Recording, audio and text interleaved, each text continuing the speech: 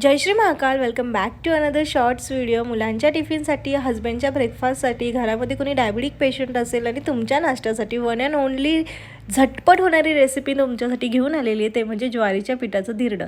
आता ही रेसिपी माझ्या मम्माची आहे. कशी बनवायची चला बघूया.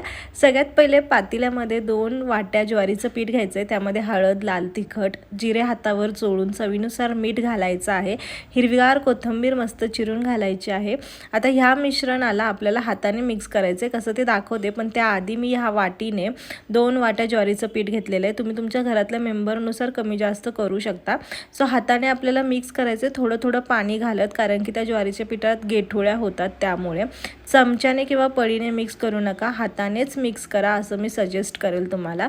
सो ही टोटली माझ्या मम्माची रेसिपी आहे आणि खूप टेस्टी आहे. मला वाटलं तुमच्यासोबत शेअर करावं म्हणून मी करते.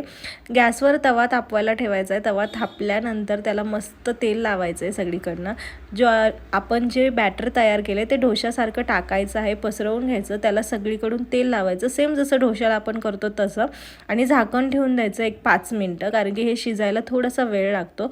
पलटी करून घ्या या डोशाला किंवा ज्वारीच्या पिठाच्या धिरड्याला. त्यानंतर पुन्हा झाकण ठेवा 10 मिनटं आणि मग तुमचं धिरडं अगदी रेडी आहे. दोन्ही बाजूने लालसर भाजायचं आहे, ओव्हरकुक किंवा कच्चं ठेवायचं नाही आहे, एवढे लक्षात ठेवा. मी कसं भाजलं आहे तुम्हाला दाखवलं आहे शूटिंगमध्ये.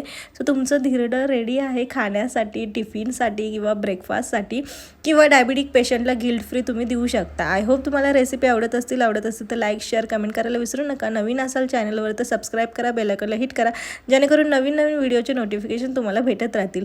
सो भेटूया परत नवीन अशाच इंटरेस्टिंग शॉर्ट्समध्ये. तोपर्यंत स्टिल दॅन खाओ पिओ खुश रहो. बाय.